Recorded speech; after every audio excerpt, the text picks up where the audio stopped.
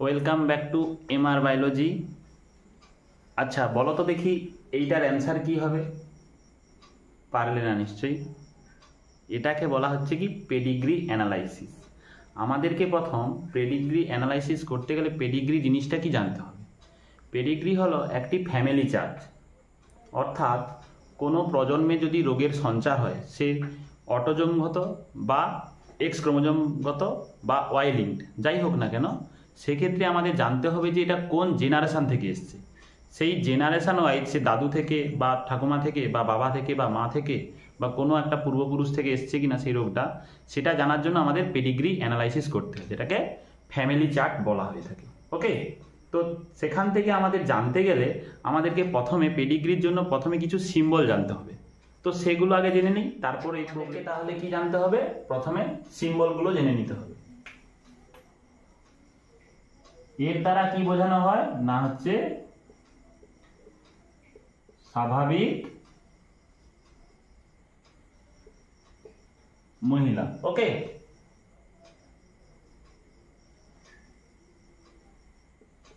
এর দ্বারা কি বোঝানো হয় স্বাভাবিক পুরুষ। ওকে, এই রম্বস সিম্বলের দ্বারা কি বোঝানো হয় না হচ্ছে লিঙ্গ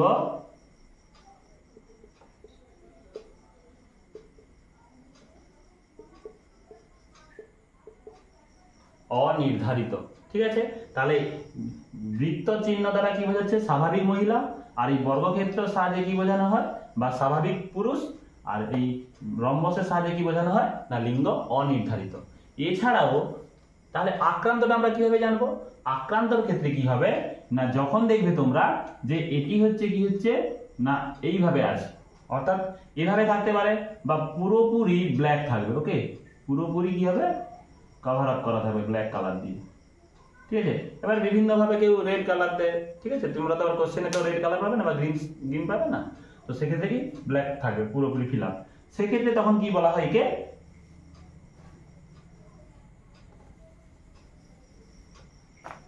আক্রান্ত মহিলা। কি বলে? আক্রান্ত মহিলা। একইভাবে পুরুষের ক্ষেত্রে কি হবে আক্রান্ত পুরুষ। এক্ষেত্রে কি হবে না হচ্ছে এর ক্ষেত্রে লিঙ্গ অনির্ধারিত, এরাও তখন কি হবে না হচ্ছে আক্রান্ত হবে।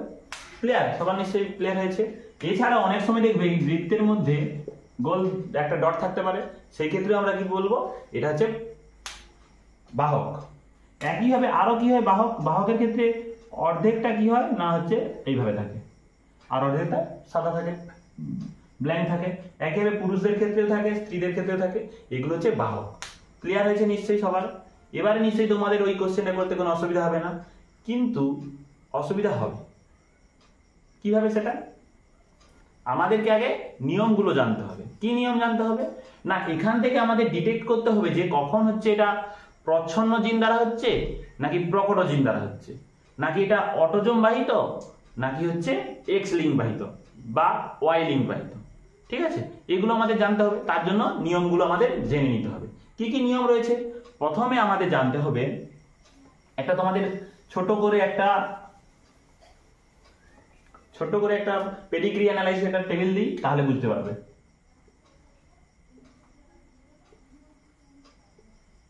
আচ্ছা, এক্ষেত্রে এই যে একটা আকার টানানো হয়েছে, এটার মানে কি এখান থেকে একটা কোশ্চেন হয়। সাপোজ এভাবে রয়েছে একটা সিম্বল রয়েছে, এইভাবে রয়েছে, আর একটা কি আছে দুটো আকার দেওয়া আছে। এক্ষেত্রে আমরা কি বুঝবো এরা হচ্ছে কি এ হচ্ছে কি মহিলা, এ হচ্ছে পুরুষ, এ স্ত্রী, এ হচ্ছে স্বামী। একইভাবে ইনিও কি স্ত্রী, ইনি হচ্ছে স্বামী, যেহেতু পুরুষ এই মহিলা। ক্লিয়ার? কিন্তু তফাৎটা হচ্ছে কি এখানে একটা আকার দেওয়া আছে একটা সংযোগ, এখানে দুটো সংযোগ। মানেটা কি এক্ষেত্রে কি বলা হচ্ছে না এটা হচ্ছে কি এদের যে বিবাহ হয়েছে দূর সম্পর্কে, মানে কোনো আত্মীয়দের মধ্যে বিবাহ হয় না। এক্ষেত্রে দুটো আকার আছে, মানে এটা বুঝতে হবে কি না এদের আত্মীয়দের মধ্যে বিবাহ হয়েছে, অর্থাৎ মাসির মেয়ে পিসির ছেলে, ঠিক আছে, বা কোনো একটা দূর সম্পর্কে কোনো আত্মীয়ের মধ্যে হয়েছে।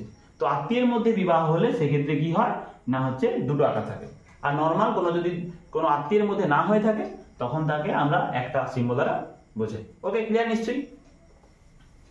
তো এবারে দেখো এখান থেকে কি না এবার যে এদের বিবাহের ফলে যে সন্তান হয়েছে, সাপোজ সন্তান 4টে হয়তো সন্তান, তো একটা কন্যা সন্তান হয়েছে, একটা পুত্র সন্তান হয়েছে, আবার একটা কন্যা সন্তান, আর একটা হয়তো পুত্র, 4টে সন্তান হয়েছে। আগেকার দিনে লোকেদের 4-5টা করে সন্তান হতো, এখনকার দিনে 1টা বা 2টো, ঠিক আছে, জনসংখ্যা বৃদ্ধি কমানোর জন্য। ওকে, তো সেক্ষেত্রে কি হচ্ছে না, দেখা যাচ্ছে কি হয়তো এখানে হয়তো একটা মহিলা আক্রান্ত হচ্ছে আর একটা পুরুষ, মানে এখানে পুত্র সন্তান আক্রান্ত আর এখানে কন্যা সন্তান আক্রান্ত। এদের এটাকে বলা হচ্ছে ফার্স্ট জেনারেশন। জেনারেশন নম্বর কি 1, রোমান নম্বর 1, আর এটা কি জেনারেশন নাম্বার 2। ক্লিয়ার নিশ্চয়ই?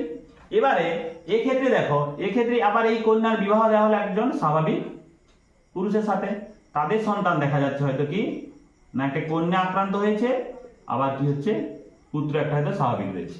একইভাবে এর যে সাথে যে একটা কন্যার বিবাহ দেওয়া হয়েছে, সেক্ষেত্রে কি হয় না এক্ষেত্রেও হয়তো সন্তান হয়েছে, পুত্র আর একটা কন্যা, এখানে তো দেখা যায় পুত্রটি আক্রান্ত হয়েছে। তো এখান থেকে আমাদের দেখি এটাকে তাহলে আমরা কি জেনারেশন বলবো, জেনারেশন নাম্বার 3। ক্লিয়ার? আচ্ছা, এবার এই টেবিলটা দেখেই আমরা বুঝে নেব যে এটা কি বাহিত রোগ। প্রথমে আমাদের ডিটেক্ট করতে হবে যে এটা অটোজোম বাহিত নাকি এক্স লিঙ্ক বাহিত। তার আগে আরো সুবিধা হবে তোমাদের জন্য যে এটা প্রকট জিন দ্বারা হচ্ছে নাকি প্রচ্ছন্ন জিন দ্বারা হচ্ছে। প্রকট জিন নাকি প্রচ্ছন্ন জিন সেটা জানার জন্য একটাই ট্রিক্স মনে রাখবে, যে হচ্ছে কোন একটা জেনারেশন স্কিপ করছে কিনা।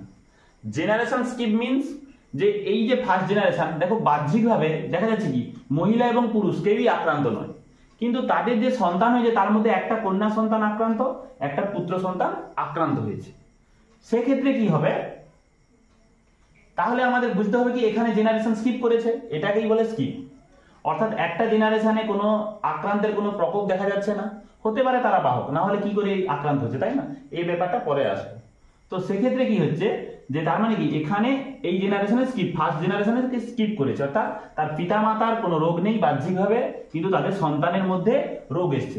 যখনই দেখবে কোনো জেনারেশন স্কিপ করেছে তখন সেটা কি হয়ে যাবে না, সেটা হচ্ছে প্রচ্ছন্ন জিন। ক্লিয়ার? তাহলে সেটা হবে কি প্রচ্ছন্ন জিন। আর যদি দেখো যে কোনো জেনারেশন স্কিপ করেনি, অর্থাৎ হয়তো এই পুরুষ মহিলা বা পুরুষ যে কোনো একজন আক্রান্ত, তো সেক্ষেত্রে কি হবে না সেটাকে প্রকট জিন দ্বারা হয়। ক্লিয়ার? তাহলে জেনারেশন স্কিপ করলে প্রচ্ছন্ন জিন আর জেনারেশন স্কিপ না করলে প্রকট জিন। এটা জানার পরে আমাদের এরপরে জানতে হবে কি এটা অটোজোম ঘটিত রোগ নাকি এক্স লিঙ্ক। অটোজোম ঘটিত রোগের ক্ষেত্রে কি হয় না ওদের যে ওই যে পেডিগ্রি অ্যানালাইসিস যে টেবিলটা দেওয়া থাকে তার মধ্যে তুমি যদি দেখতে পাও যে পুরুষ এবং মহিলা বা পুত্র এবং কন্যা সবাই আক্রান্ত হচ্ছে, মানে সবাই বলতে কি পুত্র কন্যা দুজনেই আক্রান্ত হচ্ছে। দেখো এখানে কন্যা আক্রান্ত হচ্ছে, এখানে পুত্র আক্রান্ত হচ্ছে, এমন নয় যে সবাইকে আক্রান্ত হতে হবে, কম ন্যূনতম একজন একজন করে আক্রান্ত হতে হবে। যদি দেখা যায় ছেলে মেয়ে উভয়ই আক্রান্ত হচ্ছে তাহলে সেটা আমরা কি বলবো অটোজোম বাহিত রোগ। নিশ্চয়ই ক্লিয়ার হচ্ছে যে কন্যা এবং পুত্র যদি উভয়ই আক্রান্ত হয় তাহলে আমরা এটাকে বলবো কি অটোজোম বাহিত রোগ। আর প্রকট না প্রচ্ছন্ন সে তো আগেই বলে দিয়েছি, যদি স্কিপ করে তাহলে প্রচ্ছন্ন আর স্কিপ না করলে প্রকট। একইভাবে যদি দেখা যায় যে পুরো টেবিলের মধ্যে শুধু ছেলেরাই আক্রান্ত হচ্ছে পুত্র সন্তান, তাহলে আমরা কি বলবো সেটাকে কি বলবো Y linked. Okay, Y link বাহিত রোগ। যদি যেহেতু পুত্রদের মধ্যে এক্স ওয়াই থাকে, X Y chromosome, sex chromosome, তো ছেলেরাই যেহেতু আক্রান্ত হচ্ছে তাহলে আমরা সেটাকে বলবো ওয়াই লিঙ্ক। ক্লিয়ার? এবার বলবে স্যার তাহলে এক্স লিঙ্ক কখন বুঝবো? এক্স লিঙ্কের ক্ষেত্রে একটা কি মনে রাখবে যে আমরা যে পড়েছিলাম না যে হচ্ছে ক্রিস ক্রস উত্তরাধিকার, ঠিক আছে? সেক্ষেত্রে কি দেখবো যদি দেখা যায় যে মাতা আক্রান্ত তবে তার পুত্র যেন আক্রান্ত হয়। একে পুত্র থেকে আবার কি কন্যা, অর্থাৎ মাতা থেকে পুত্রতে আসবে, পুত্রর বিবাহ হলে তার আবার কি হবে কন্যা আক্রান্ত হবে। একইভাবে পিতা যদি আক্রান্ত হয় তার কন্যাকে আক্রান্ত হবে পরের জেনারেশনে, সেই কন্যার বিবাহ হলে তার যেন পুত্র আক্রান্ত হয়। যদি এইভাবে ক্রসটা আসে তবেই আমরা কি বলবো ক্রিস ক্রস উত্তরাধিকার। এই ক্ষেত্রে কি বলবো এটা এক্স লিঙ্ক বাহিত রোগ। এবার সেই ক্ষেত্রে তোমার প্রকট না প্রচ্ছন্ন সে আগেই বলা হয়েছে, নিশ্চয়ই সবার নিয়মটা মনে থাকবে। এই নিয়মের উপর বেস করেই তোমাদের যে টেবিলটা থাকবে পরীক্ষা একটা কিন্তু থাকবেই এইচএসসি, ঠিক আছে? তো সেক্ষেত্রে তোমরা অ্যান্সারটা ভালোভাবে করে আসবে, অপশন দেখে ভালো করে মিলিয়ে নেবে। একইভাবে হোমোজাইগাস না হেটারোজাইগাস এগুলো নিয়েও পরবর্তী ভিডিওতে থাকবে, তোমরা বন্ধুদের মধ্যে এই ভিডিওটা শেয়ার করে দাও ভালো হবে। আর পরবর্তী ভিডিও পাওয়ার জন্য তোমরা হচ্ছে চ্যানেলটাকে সাবস্ক্রাইব করে রাখবে, ঠিক আছে? পরবর্তীকালে দেখা যাচ্ছে। আর যে প্রশ্নটা বললাম ওটা নিশ্চয়ই তোমরা এবারে অ্যান্সারটা নিশ্চয়ই কমেন্ট বক্সে দিতে পারবে, যে ওটা অটোজম বাহিত নাকি এক্স লিঙ্ক বাহিত, প্রকট নাকি প্রচ্ছন্ন। ক্লিয়ার নিশ্চয়ই? দেখা হচ্ছে পরের ভিডিওতে। সবাই সুস্থ থাকো, ভালো থাকো, থ্যাংক ইউ।